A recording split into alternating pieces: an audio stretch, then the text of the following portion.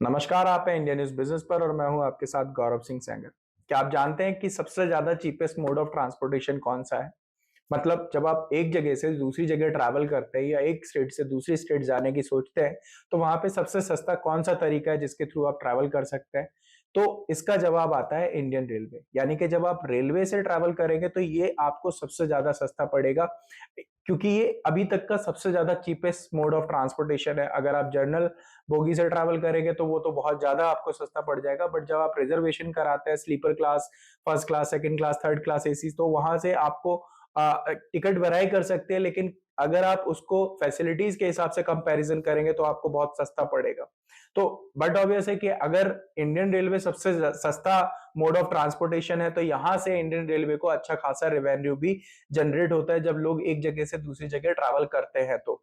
लेकिन इसके अलावा एक और तरीका है जिसके through Indian railway revenue generate करती है, और वो है सामान को एक जगह से दूसरी जगह डिलीवर करने का काम। यानी कि जो गुड्स होते हैं, जब बिजनेसमैन ट्रेडिंग कर रहे होते हैं तो वो एक जगह से दूसरी जगह सामान को डिलीवर करने का काम कर रहे होते हैं।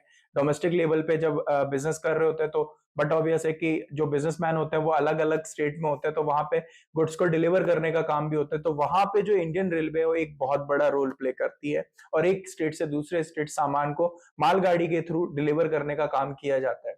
आपको बता दें कि ये इंडियन रेलवे के लिए एक बहुत बड़ा रेवेन्यू जनरेट करने में हेल्प करता है। इसको हम इसी बात से समझ सकते हैं कि अप्रैल 2023 से लेके सितंबर 2023 तक का जो टाइम पीरियड है, 30 सितंबर 2023 तक का टाइम पीरियड है, इस टाइम पीरियड में ही इंडियन रेलवे ने लगभग 76 करोड़ टन के माल को एक जगह से दूसरी जगह ट्रांसपोर्ट करने का काम किया, और इससे इंडियन रेलवे को जो रेवेन्यू जनरेट हुआ था वो लगभग 81,700 करोड़ रुपए का रेवेन्यू जनरेट हुआ था। सेम अगर हम कंपैरिजन करें अप्रैल 2022 से लेके सितंबर 2022 के टाइम पीरियड में, पैरेलली इसी टाइम पीरियड के पैरेलल जब हम जाते हैं तो उस टाइम पे जो इंडियन रेलवे को रेवेन्यू जनरेट हुआ था वो लगभग 78,990 करोड़ रुपए के आसपास का रेवेन्यू जनरेट हुआ था।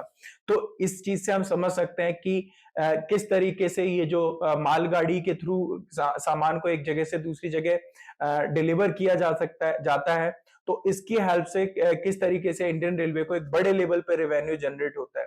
तो लोगों को एक जगह से दूसरी जगह पहुंचाने के अलावा मालगाड़ी के थ्रू सामान को जगह से दूसरी जगह डिलीवर करने के काम से भी इंडियन रेलवे को अच्छा खासा रेवेन्यू जनरेट होता है।